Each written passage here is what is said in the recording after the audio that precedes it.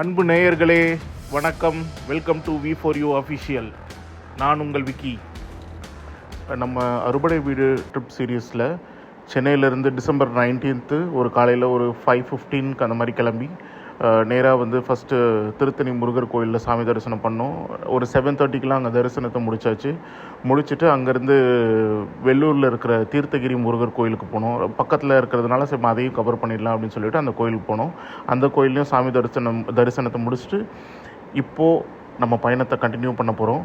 நான் சொன்ன மாதிரி இந்த ஸ்கெடியூலெல்லாம் உங்களுக்கு நான் ப்ராப்பராக அப்டேட் பண்ணுறேன். வாங்க வீடியோக்குள்ளே போகலாம். நண்பர்களே, அறுபடை வீடு ட்ரிப்பு. ஓம் முருகா, ஓம் முருகா, வெற்றிவேல் முருகனுக்கு அரோகரா.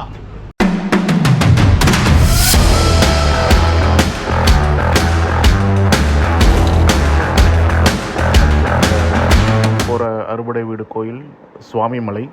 ஆனால் அதுக்கு முன்னாடி போகிற வழியில் கங்கை கொண்ட சோழபுரமில் நம்ம சோழர்கள் கட்டிய சிவன் கோயிலை பார்த்துட்டு போகலான்னு சொல்லிட்டு ஒரு பிளான் பண்ணணும். முடிஞ்ச வரைக்கும் எந்த கோயிலெலாம் கவர் பண்ண முடியுமோ அந்த மாதிரி கவர் பண்ணிக்கலாம் அப்படின்னு சொல்லிட்டு டைம் உட்பட்டு இருந்தால்.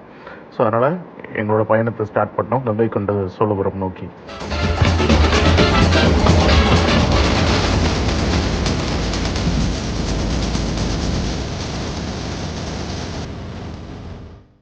அவ்வளோ பிரம்மாண்டமாக இருக்குது பார்த்தீங்களா இந்த கோயில். தஞ்சை பெரிய கோயில் வந்து ஒரு ஆண்மைக்கான ஒரு சிம்பிளாக அப்படின்ற மாதிரி ஒரு பிரம்மாண்டம் இருக்கும். இது வந்து ஒரு பெண்மைக்கான ஒரு நளினமும் அழகோடு சேர்ந்து ஒரு அற்புதமான கோயில். இதை கட்டினது ஒரு அஜிந்திர சோழன் தான். அவங்க வாண்டடாகவே வந்து இந்த கோயிலை வந்து கொஞ்சம் தஞ்சை பெரிய கோயிலோட ஹைட்டில் வந்து கொஞ்சம் கம்மியாக கட்டுவோம் அப்படின்றத வந்து தீர்மானித்து தான் இதை கட்டியிருக்காங்களே. அதுவும் இந்த கோயிலில் இருக்கிற சிவலிங்கத்தோட ஹைட் வந்து பார்த்திங்கன்னா இந்தியாவிலேயே வந்து ஒன் ஆஃப் த பிக்கஸ்ட் சிவலிங்கம் இது. கிட்டத்தட்ட வந்து பார்த்திங்கன்னா 13 அடி 60 ஃபீட் வந்து வித்து. ரொம்ப பெரிய சிவலிங்கம். நம்ம உள்ளே போய் பார்க்கலாம் இந்த கோயில் எப்படி இருக்குது, எவ்வளோ அழகாக இருக்குதுன்னு சொல்லிட்டு. கோவில் பிரகாரமே வந்து பார்த்திங்கன்னா எவ்வளோ பெருசாக இருக்குது பாருங்கள். நல்ல பிரம்மாண்டமாக இருக்குது வெளியிலேருந்து பார்க்குறதுக்கு. நேரில் வந்து கன்ஃபார்ம்டாக இந்த மாதிரியான கோயிலெலாம் ஒரு தடவை விசிட் பண்ணி பார்க்கணும். பார்க்கும்போது தான் நம்மளுக்கு அந்த காலத்தில் வந்து எந்த மாதிரியான சிற்ப வேலைப்பாடுகள் அதில் பண்ணியிருக்காங்கன்றது நம்மளால் புரிஞ்சுக்க முடியும். நிறைய ஸ்கூல் பசங்க நிறைய எக்ஸ்கர்ஷன் டூர் மாதிரி இந்த கோயிலுக்கெலாம் கூப்பிட்டு வந்து காமிக்கிறாங்க. பெரிய நந்தி ஒன்று பார்க்கலாம். நந்தி சிலை வந்து 11 அடி ஹைட்டு, 15 ஃபீட் வந்து வித்து. இந்த சிலையில் சாயந்தர வேளையில் என்னாகும் அப்படின்னா சூரியன் மறையும் போது அதனோட ஒளி வந்து இந்த நந்தியோட ஃபேஸில் பட்டு அது வந்து சிவலிங்கத்து மேலே ரிஃப்ளெக்ட் ஆகும் அப்படின்னு சொல்கிறாங்க. இந்த கோவிலில் இருக்கிற சிற்பங்களை பற்றி எனக்கு தெரிஞ்ச டீட்டெயில்ஸ் நான் வந்து இங்கே ஷேர் பண்ணுறேன். அதில் ஃபஸ்ட்டு வந்து இந்த துவார பாலகர்கள். இந்த கோயிலோட என்ட்ரன்ஸில் 2 துவார பாலகர்கள் இருப்பாங்க. அதனோட சிறப்பு என்ன பார்த்தீங்கன்னா, அவங்க ஒரு பாம்பை வந்து மிதிச்சிட்ருப்பாங்க.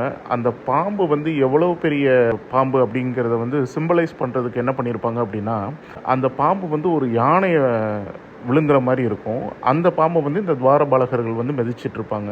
நீங்கள் பார்த்தீங்கன்னா தெரியும் அந்த ஸ்டாச்சுவில். அது என்ன சிம்பலைஸ் பண்ணுதுன்னா, பேசிக்காக துவாரபாலகர்கள் வந்து ஒரு காவலர்கள் சிவனுக்கு. அப்போ அந்த துவாரபாலகர்கள் மெரிக்கிற பாம்பு அது எவ்வளோ பெருசு, அது வந்து ஒரு யானையை விழுங்குதுன்னா அப்போ அந்த பாம்பு எவ்வளோ பெருசாக இருக்கும். இப்போ இவங்க வந்து சிவனுக்கு காவலர்கள் அப்படின்னா சிவன் எவ்வளோ பெரியவங்களாக இருப்பாங்க அப்படின்றது தான் ஒரு சிம்பிளைஸ் பண்ணுறதுக்காக அந்த என்ட்ரன்ஸில் அந்த 2 சிலை இருக்கும்.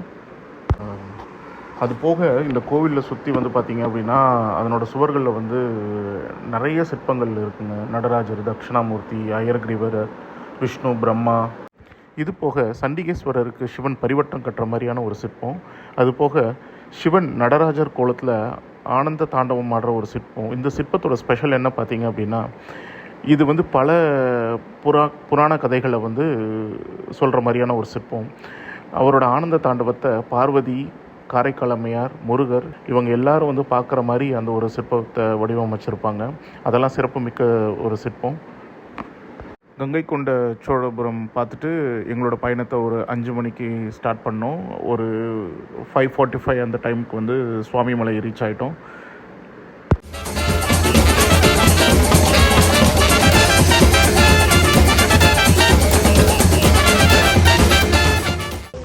சுவாமிமலை ரீச் ஆகிட்டு அங்கே ஒரு நல்ல குளியலை போட்டுட்டு காவேரி ஆற்றுல கோயிலில் சுவாமி தரிசனத்தை முடிச்சுட்டு வெளியே வந்து அங்கே பக்கத்தில் இருந்த ரோட்டு கடையில் வந்து இட்லியும் இடியாப்பமும் ரொம்ப சூப்பராகவே இருந்தது. அங்கே எங்களோட டின்னரை முடிச்சுட்டு சுமார் ஒரு 8:30 மணிக்கு சுவாமி மலையிலேருந்து எங்களோட பயணத்தை ஸ்டார்ட் பண்ணோம்.